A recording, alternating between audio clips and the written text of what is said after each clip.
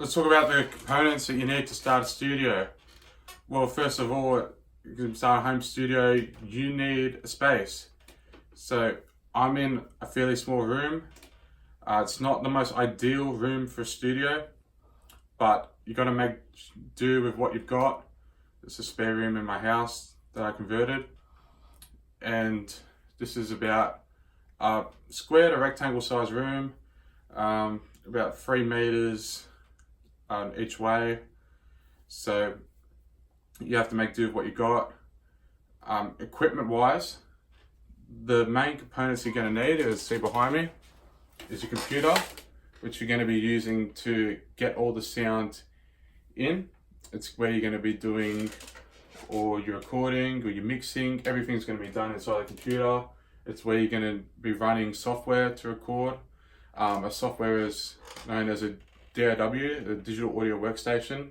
Popular ones include Pro Tools, Logic, Reaper, which is free for 60 days. And it's also really cheap. It's a good option that I started with. Reason is great as well. Cubase. Try to avoid ones like Audacity or WavePad or some of those free cheap ones, as they're not really multi-track recording. What you want is a digital audio workstation, one that has plugins, one that has multi-track recording and editing and all that fun stuff. So, doesn't really matter if it's Mac or PC. I used the PC for well over 10 years, and only recently the last year I decided to switch over to Mac, just because I was using Pro Tools, which is the industry standard DAW, and I found that it seemed to work better for me on a Mac, as I was having trouble with it on Windows. And as soon as I switched over to Mac, I found personally that it eliminated all my issues that I have in my audio interface and all that other stuff that we're going to. So you're going to need a computer. Things about your computer, like I said, is you want to make sure that it has as much RAM as you can get. Say minimum about 8 gigabytes of RAM, preferably about 16. And your RAM is your random access memory, and the more of it you have, basically the more audio files can be stored at one more time and can be played back. So you can allow to have more tracks inside your session when you record. So if you had about an 8 gigabyte RAM computer, say you're limited to about 64 tracks, you can have up to maybe about double that with a 16 gigabyte. So another important thing is CPU, which is your central processing unit. I'd recommend probably about an i5 the minimum. This computer's got an i5, and at times I'm a bit limited. I'd prefer an i7. So basically you want quad core, the most cores you can get, and it's going to allow everything to run faster, smoother.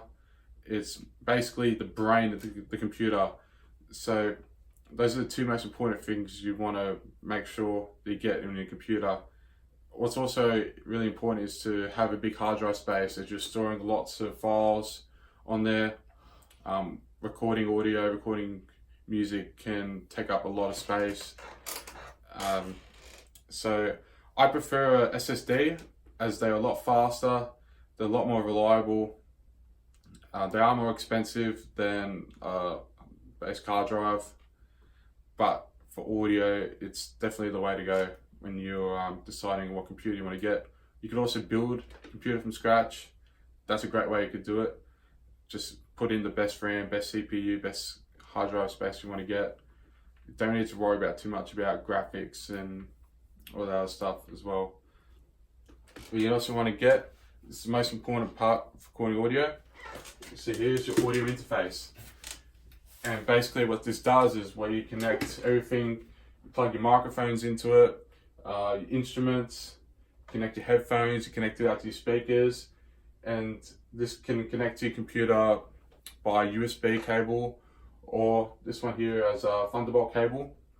This Thunderbolt is much faster and a lot more reliable. The USB is an older model now and it's a bit slower, but this converts your analog information to digital, what the computer can read. So it's an A to D converter, analog to digital converter. And then when you play your music out of your computer, it goes to the box and it converts the digital to analog signal when it goes out to your main speakers. So audio interfaces, basically you don't want to cheap out on what you want to get. Save up and get the highest quality you can.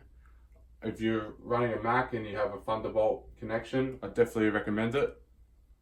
As soon as I switched over from USB to Thunderbolt, I just heard so much more clarity. It was like a blanket was taken off the speakers in my mix. It was pretty unbelievable. Plugins ran much faster, improved latency, which we'll talk about later. And this one I'm using is Universal Audio Poly Twin. They're not very cheap, but they are extremely well made, and they're a very reliable brand in the audio world. Other things on this interface, this is a 2-channel interface, which means we can plug in 2 microphones at a time and record. If you want to record a full band at once, you might want to get an 8-channel interface, which means you can plug in 8 microphones at a time, record, and then maybe you can overdub and record another 8 at a time. So the things you want to look for is your connection, like I was saying, either Thunderbolt or USB, and your connectivity, which is how many microphone inputs you can have at once.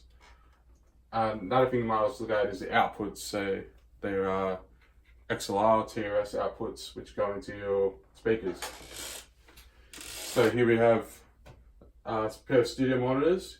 You're going to want studio monitors. You don't want to go mixing on your little iPhone laptop speaker. It's not going to reproduce the full frequency range that you want. It's not going to give you a true representation of what your mix sounds like. So these are my speakers of choice. These are around $300 Australian. They're really well known in the industry as the KOK Rokit 5s.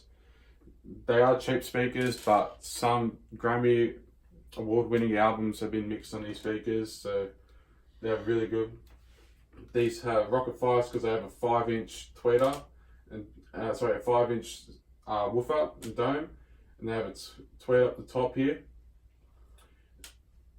And these are active studio monitors, which means that you can turn them on and you just plug straight into the mains power. We'll talk later about the difference between active and passive monitors.